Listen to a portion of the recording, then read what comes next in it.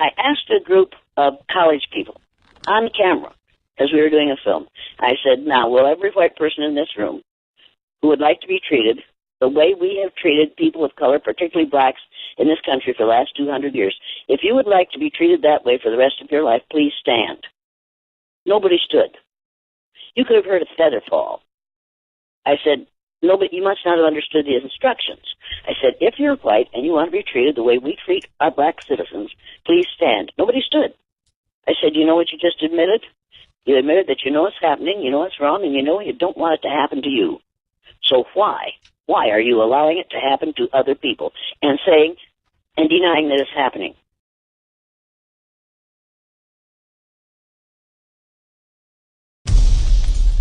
TYT Sports locked out in beautiful Culver City, California. So Floyd Mayweather making news once again, what seems to be for all the wrong reasons. If you haven't seen his tweet that has been all over the message boards and caused controversy today from last night, here it is. He said, Jeremy Lin is a good player, but all the hype is because he's Asian.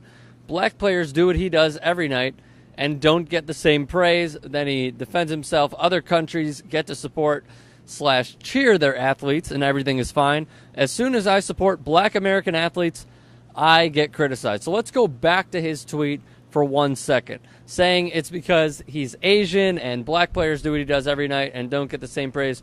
I was talking to longtime TYT producer J.R. Jackson about this, and he threw out a very good point about Tiger Woods.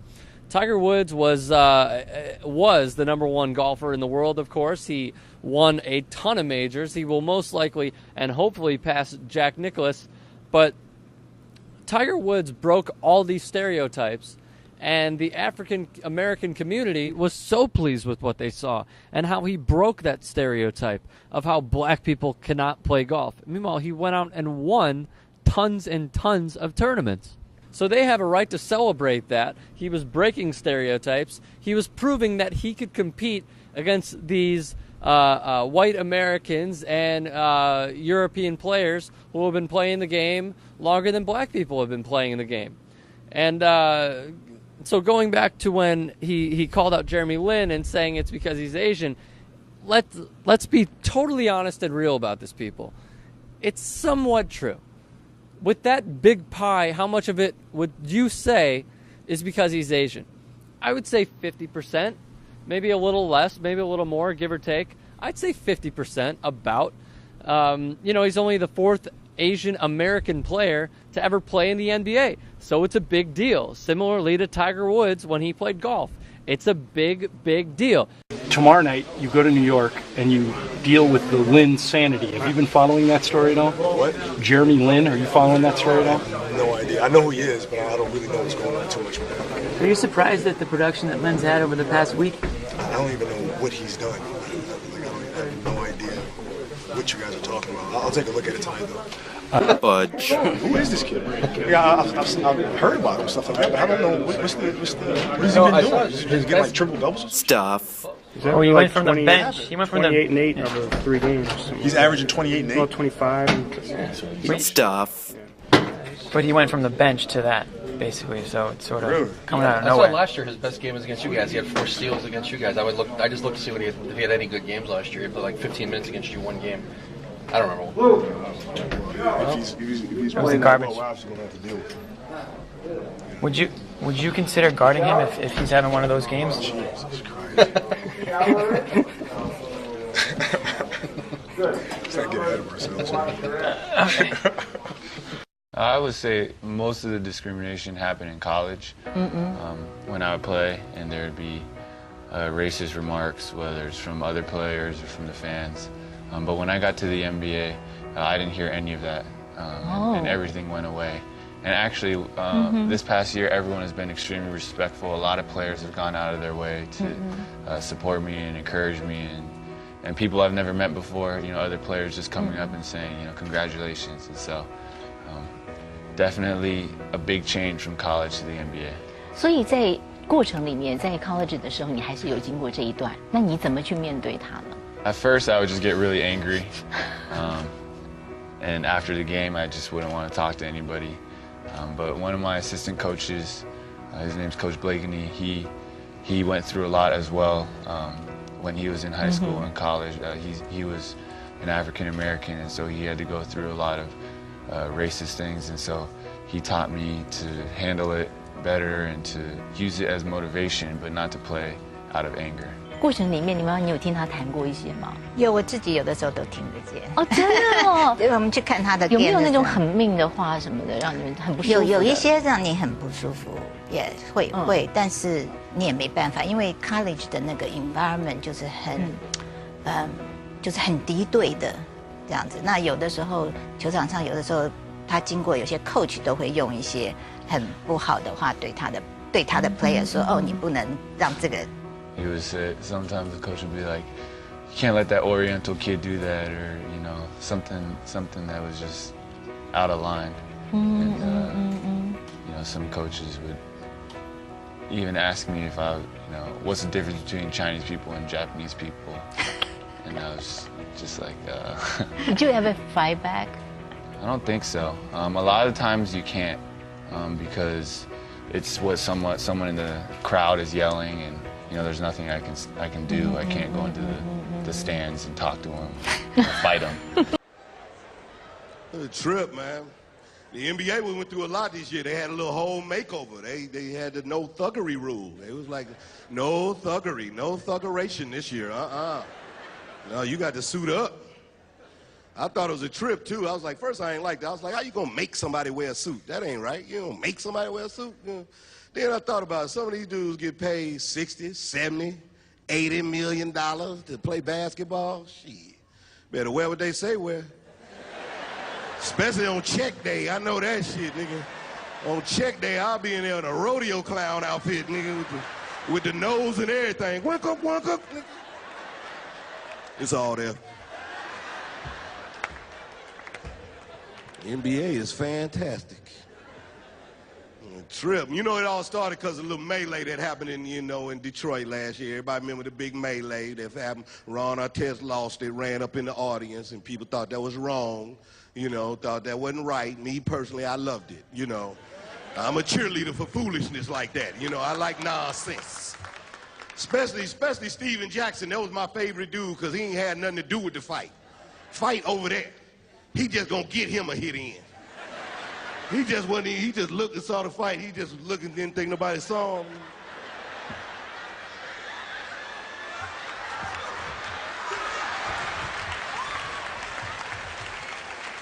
Like, dude, there's 100 cameras in here, man. They showed it back to him in slow motion. He didn't even know he did this shit.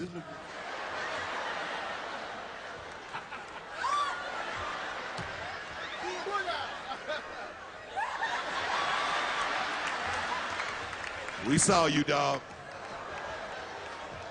We saw you, dog. Trip, it started a lot of controversy around the workplace. Everybody started talking about what would you do if somebody threw a drink on you at your job. Like, felt, what would happen, dog? Somebody threw a drink on you at your job. What you do, big player? Get fired. This guy right here, he's the boss. They'd be fired. That's what happened, sir, with no severance pay and no overtime. What about you, dog? Somebody threw a drink on you to get ass whooping coming, player. Ass whooping coming. That's what I'm saying. That's me. I'm out there in it. I'm out there scrapping. But I'm not a basketball player with 5, 6 other athletes to come help me. Who gonna come help me? A bunch of other comedians? Out of nowhere, Steve Harvey run out the back with his suit on, don't want to mess his hair up and shit.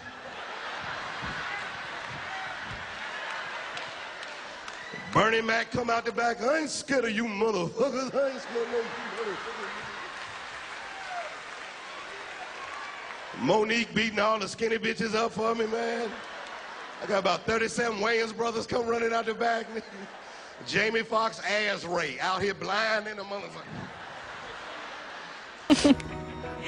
But yeah, if it's another coach or another player, if I react, I'm gonna get in trouble and I might get kicked out the game. So I just try not to fight back.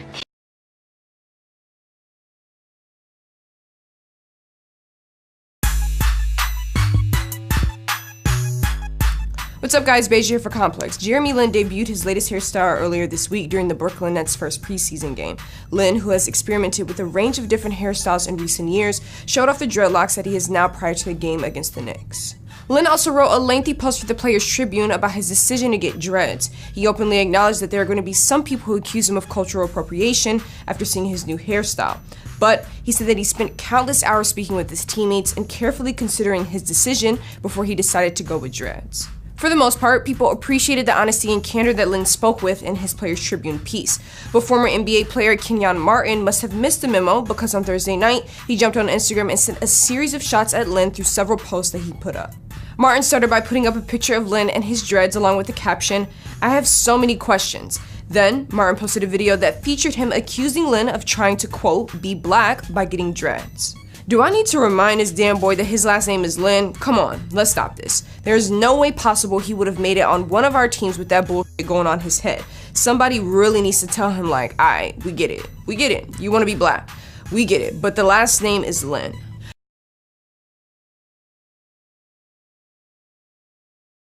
Martin caught a lot of backlash for posting that video, so a short time later, he put up another one explaining his position further. He said that Lin is allowed to get whatever hairstyle he wants, but he said that he doesn't agree with the one he chose. That man can rock whatever hairstyle he wanna rock. That don't mean I have to like it or agree with it. I can say whatever I wanna say about it. It ain't about race. It ain't about none of that. Grow up, people. It was a joke, but I don't like it. I don't agree with it, so it is what it is. Lin eventually got word of what Martin said about him and his dreads on Instagram, and he took to his own Instagram account to address his comments. But he didn't put a post ripping Martin in return. Instead, he left a comment on one of his videos and quite literally killed Martin, who used to play for the same Nets team that he plays for now, with kindness. Lin referenced the Chinese tattoos Martin has on his arm in his response. You don't have to like my hair, and you are definitely entitled to your opinion. Actually, I am legit grateful you sharing it. At the end of the day, I appreciate that I have dreads and you have Chinese tattoos because I think it's a sign of respect. And I think as minorities, the more we appreciate each other's culture, the more we influence mainstream society. And I think as minorities, the more we appreciate each other's culture, the more we influence mainstream society. And I think as minorities, the more we appreciate each other's culture, the more we influence mainstream society. We have a whole lot of people who are saying, we are in a post-racial society now. We are not in a post-racial society.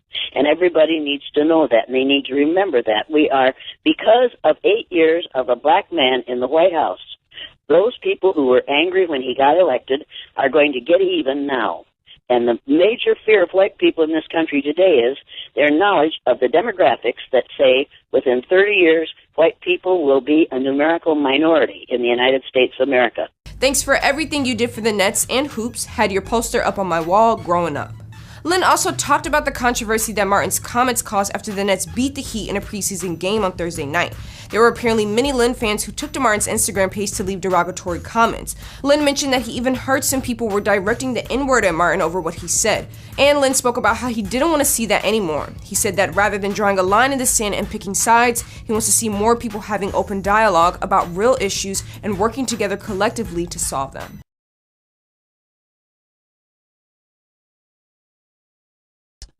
You don't think we white folks pay any attention to real history, do you? Okay, you just stumped me. Yeah, we don't look at real history. We look at the history that we were taught in school, which is mostly a flat-out lie. Columbus didn't discover America. There were blacks here before Columbus got here. So we celebrate Columbus Day as if that really happened. It didn't really happen. You can't discover a place where people are already living. But in order to make this a white man's land, then you have to make white men the heroes, and that's what we do with our history. We do not study history. We study history. What we call education in this country is actually indoctrination. It takes us 13 years to thoroughly indoctrinate a person to the myth of white superiority.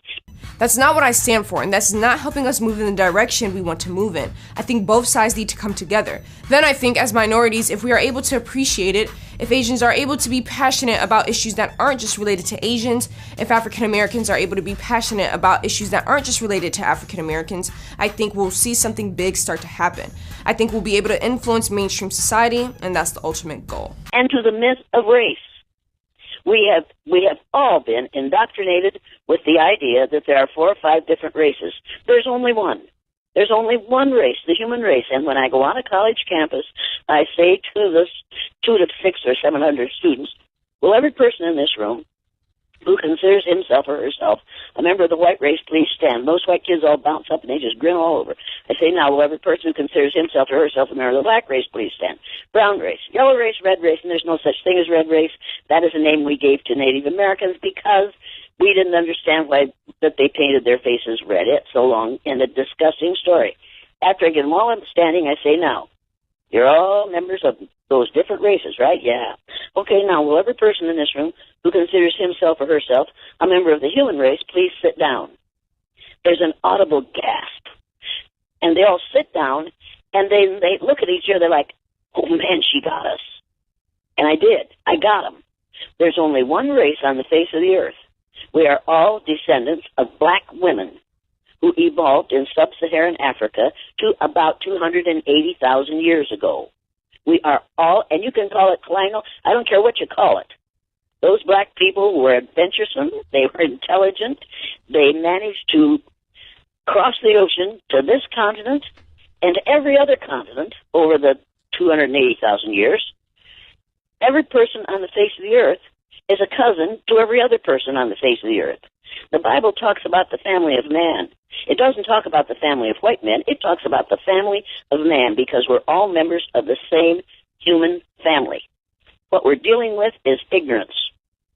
Ignorance perpetuated by an educational system, which is not an educational system. It is a system for indoctrinating. Martin hasn't spoken about any further about his original comments, but he did take down his Instagram post about Lynn, and at the end of the day, it seems as though Lynn's latest hairstyle has generated the kind of discussion he hoped it would, and it also seems like he's prepared to deal with whatever backlash he receives with an open mind and with an eye on starting some interesting discussions.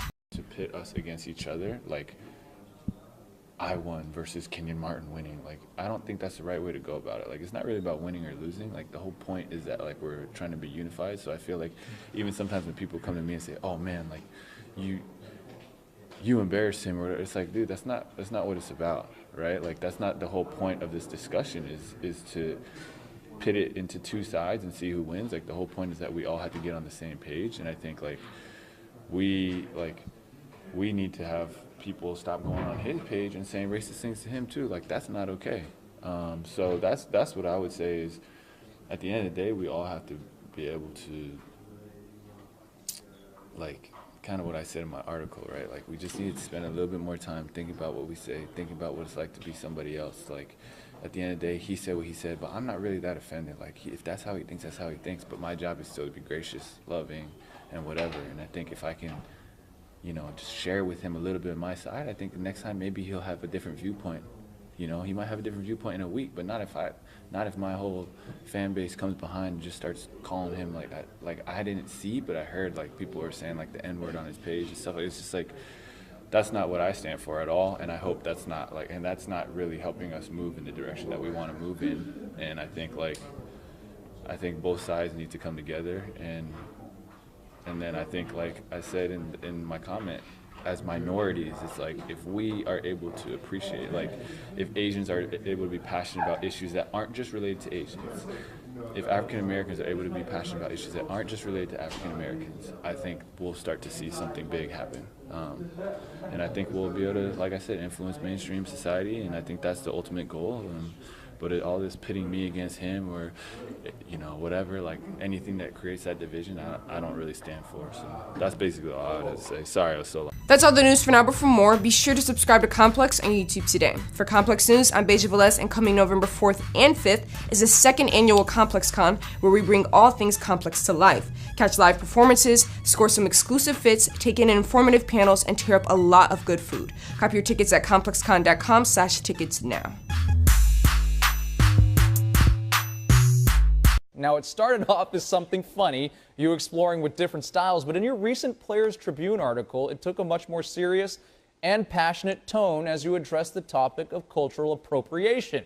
What motivated you to write this? I feel like for me, I had, been kind of just in my own bubble. Honestly, I don't really read a lot of what's said about me, especially during the season. I really just shut everything off. So I was kind of oblivious to what was going on when I was with the Hornets and even last year with the Nets. But, kind of hearing a lot about stuff after the fact, I just felt like, hey, it was kind of time for me to maybe explain what I'm thinking or the process that I went through, especially with the dreadlocks. I felt like that was going to be kind of the biggest step.